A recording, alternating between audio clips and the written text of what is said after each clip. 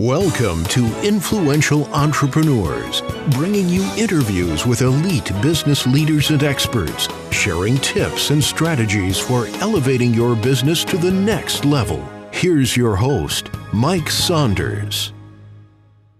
Hello and welcome to this episode of Influential Entrepreneurs. This is Mike Saunders with Marketing Huddle, and today we have with us Colleen Stanley, who is the president of SalesLeadership, Inc. Welcome to the program, Colleen. Mike, thanks for having me. Good to be here.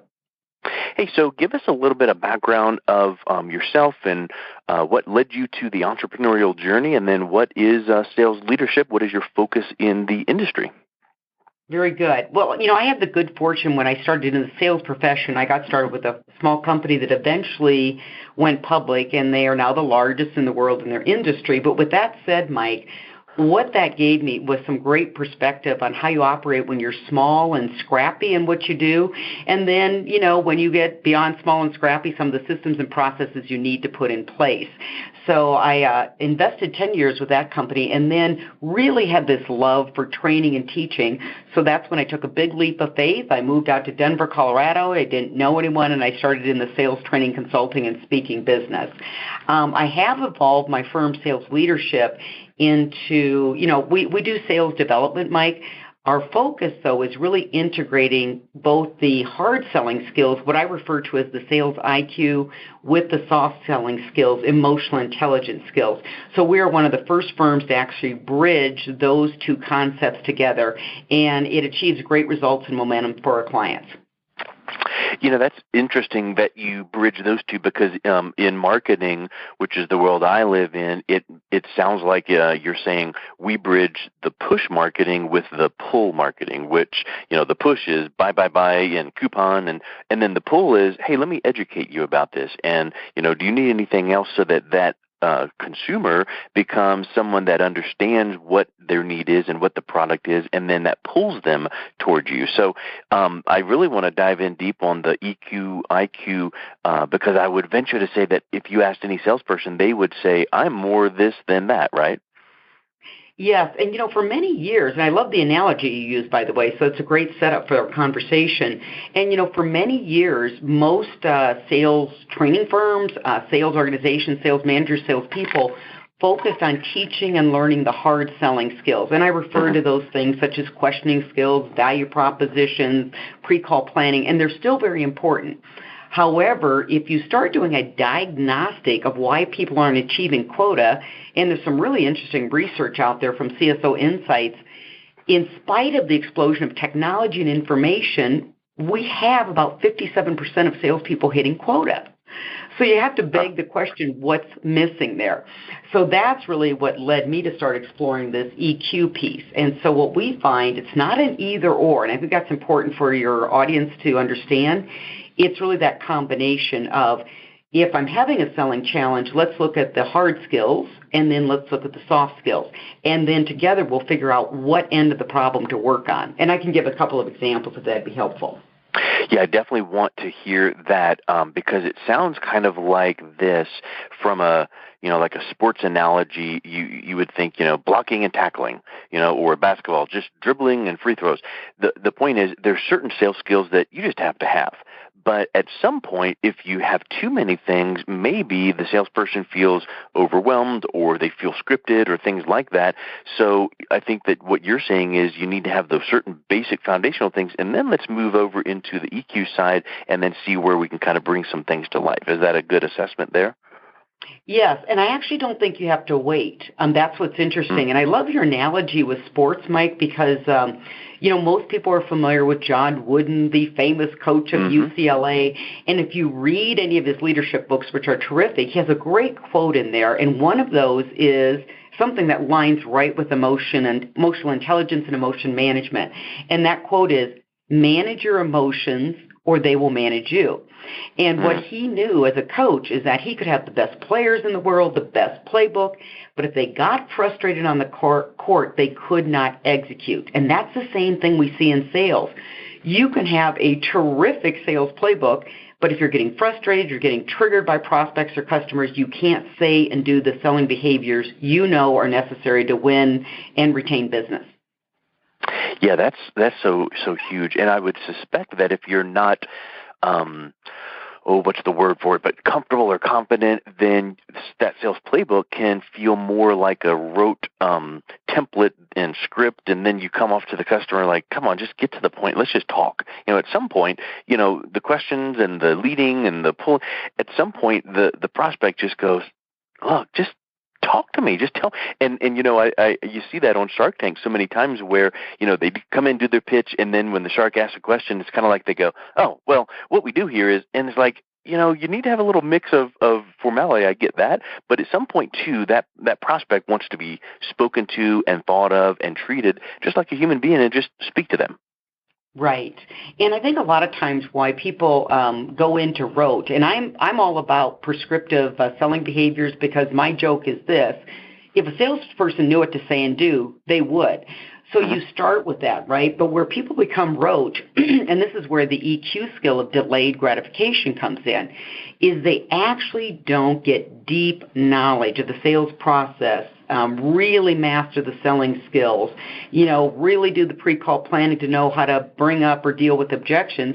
So because they never become masterful, because they don't practice enough and study enough, they always remain kind of at that rote level. They can't dance during the call. They can't pivot because they're, when you study the neuroscience of selling, it's that prefrontal cortex, and you've got, they're always wondering what their next ninja move is, as I call it. Yep. You're not present, you're not engaged, and you're not authentic, which is a really overused word, but that's the reason we come across disingenuous.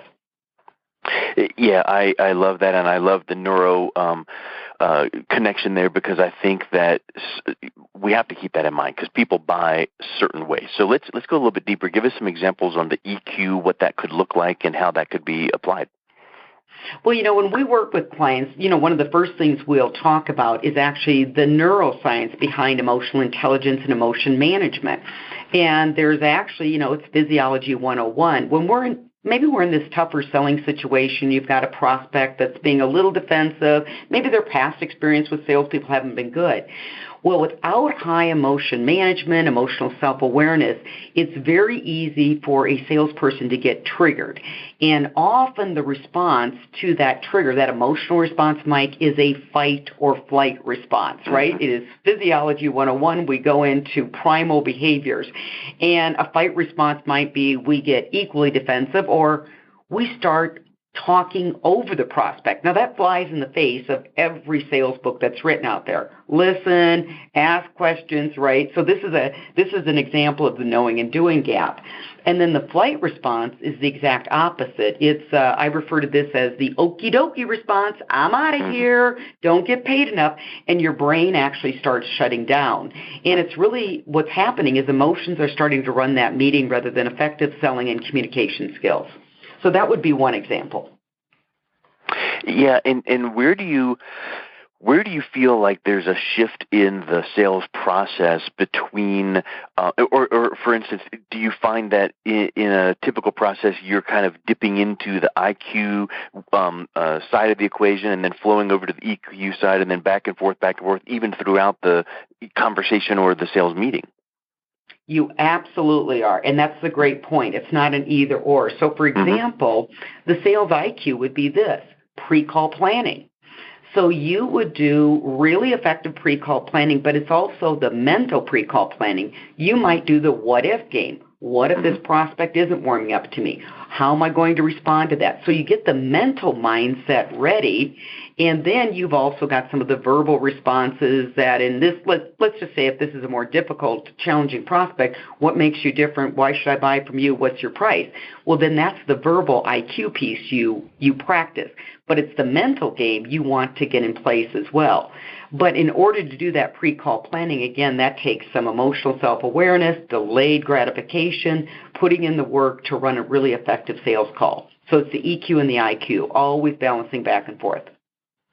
Yeah, and that's just, I know it sounds cliche to say that, but it's just an art form, and you don't get it until you've done it, and you tweak and do some, post-call assessments and go, ooh, I could have done this better, and you're just always tweaking. So I think that's really, really huge. So what's a couple soft skills you have to use in prospecting, because that comes before you even can apply EQ and IQ in the sales call or pitch, right?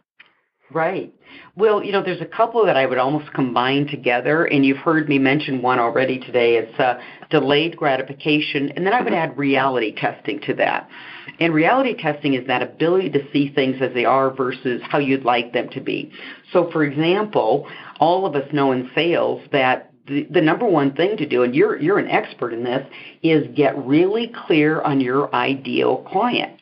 Mm-hmm. So that means, you've got to put in some time, that delayed gratification, to identify it, understand it, and do the pre-call planning around it. But that's where reality testing comes in as well, because you'll see sales reps that'll start saying, but this one's different, and I think this one can come through, and they start developing pursuit strategies around prospects that are never going to buy. And it has nothing to do with your selling skills. That has everything to do with you are targeting the wrong prospect.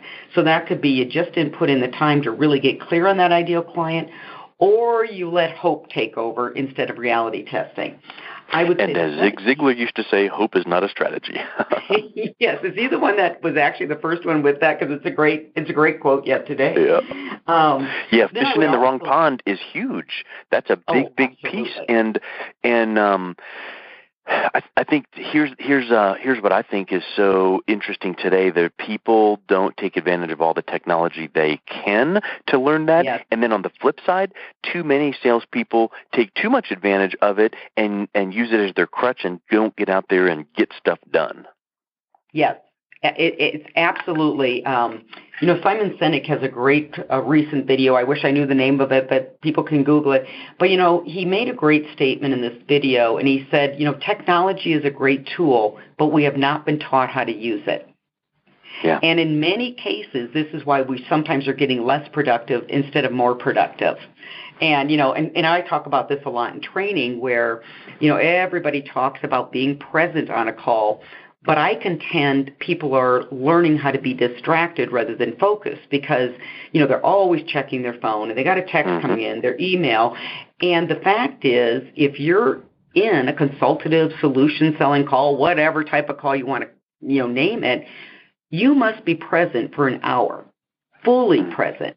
And if you have never been fully present for an hour prior to that appointment, I promise you can't recall a habit you haven't developed.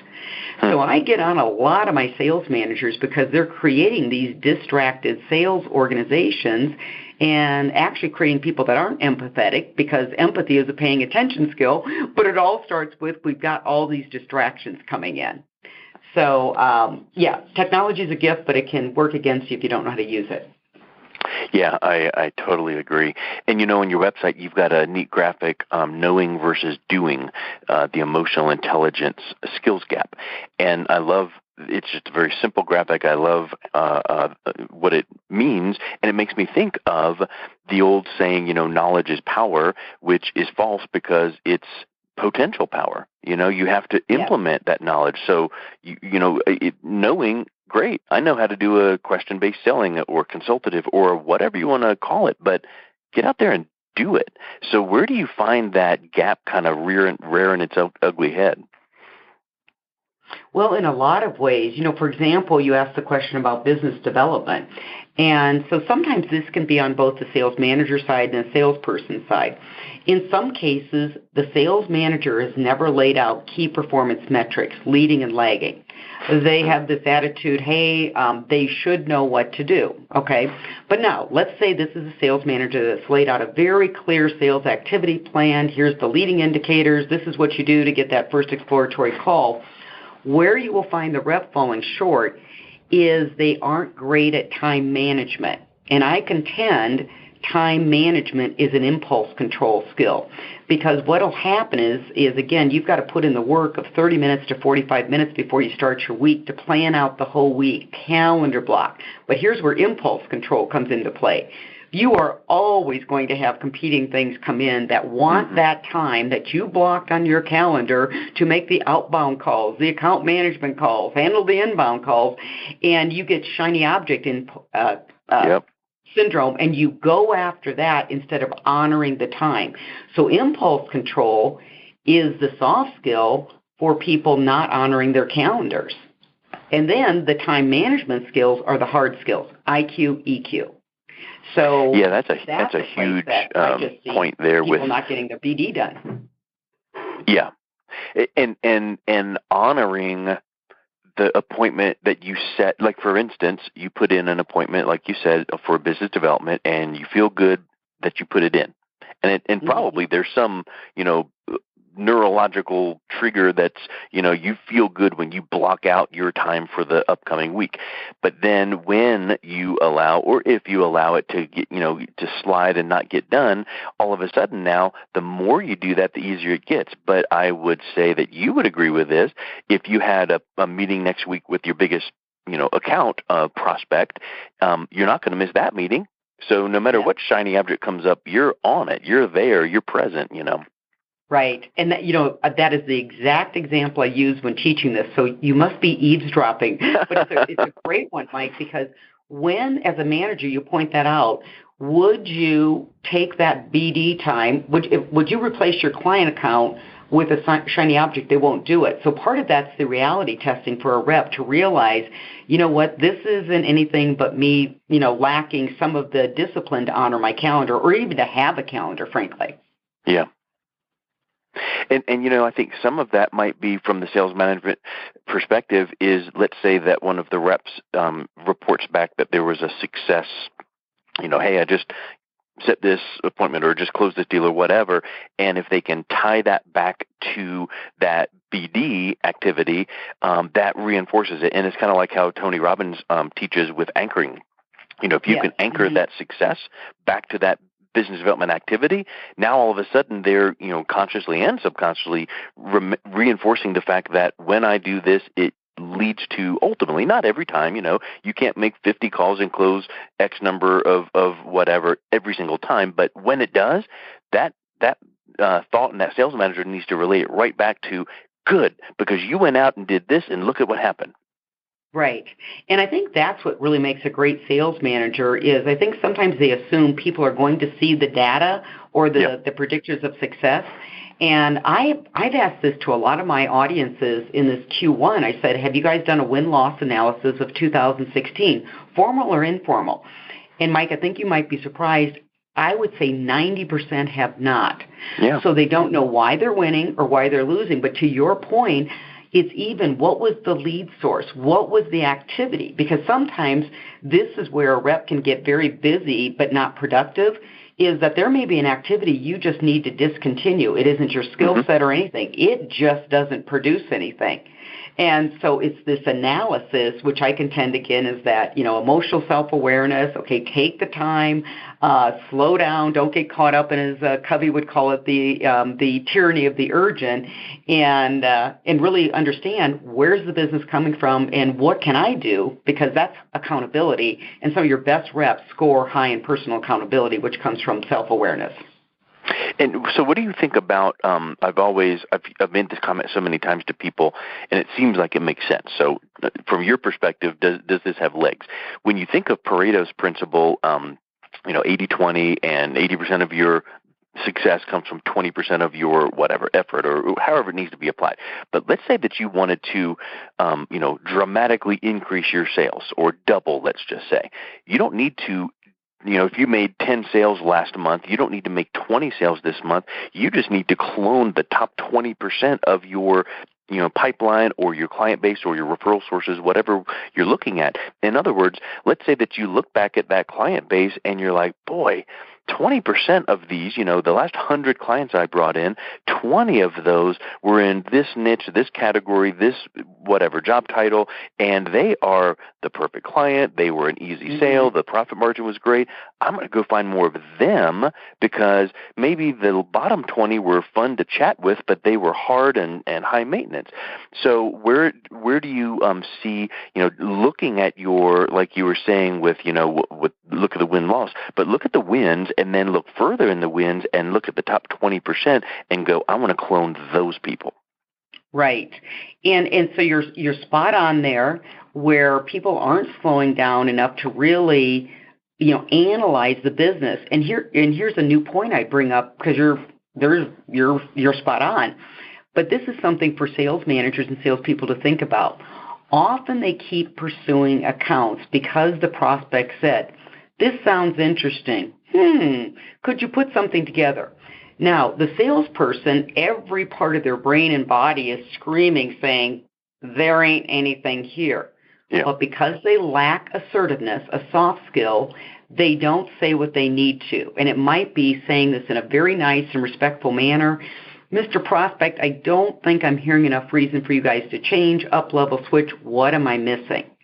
So what happens is they know all these predictors. Let's say they've actually done the work you've just prescribed. But then where I see it falling down is they keep going along to get along.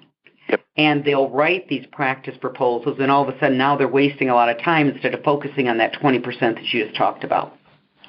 Yeah. I mean, we feel like we're busy, but we're not busy doing the good stuff and the right stuff that's going to move us forward, and that's an age-old question. I read Mark Hunter in his book recently. I read that, and he gave an example talking about how this one group of salespeople were tired of getting their ear chewed off every week in their weekly meetings, and this one guy would come out smiling every single week, and they're like, what are you doing? He goes, well, I pad my books and keep in some dead deals so it looks good, because then the last meeting of the month, then I get chewed out because I didn't make my numbers, but I only got chewed out once a month, not every single week. And so this guy is knowingly going in and really putting himself at a disadvantage knowingly, whereas if we're going to be doing the deal 8 hours a day, 9 hours a day, why not work efficiently? Why not work effectively and get it done and produce some results? It's not that much extra effort. Right. And that's where, I would say the foundational skill in emotional intelligence is emotional self-awareness, know thyself. And then you might have to start asking the bigger questions. Do I even like sales? A lot of people default to sales and can do very well even with the default. But do I like sales? But then the other question, what am I doing to become masterful? Because my opinion is sales is a miserable profession to be average in. So am I asking for mentoring? Am I practicing? Am I analyzing? And, I think with some of that self-awareness, it can raise accountability. You get out of victim mentality. You quit blaming your boss, the company, the product, lack of marketing, okay? And then you figure out, am I willing to do what it takes? So, sales is a great business because so much of it you can control if you have that type of mindset. Yep. Super. Well, hey, I've loved getting to know you and the EQ, IQ, and all of the things we've talked about. So what's a good place for people to start and learn more about what you guys provide? Oh, thank you. A couple places, Mike. They can go to our website. We have lots of resources there, and that's SalesLeadershipDevelopment.com. And then also I have a book, and it's now been published in 6 languages. We're pretty excited about that, and it's called. The title of it is Emotional Intelligence for Sales Success, and it was published by Amicom. So 2 places. Love it. Excellent. Well, Colleen, thank you so much for your time. It was wonderful getting to know you. Thanks, Mike. I appreciate it. Have a good upcoming weekend. Thank you. You've been listening to Influential Entrepreneurs with Mike Saunders. To learn more about the resources mentioned on today's show or listen to past episodes, visit www.influentialentrepreneursradio.com.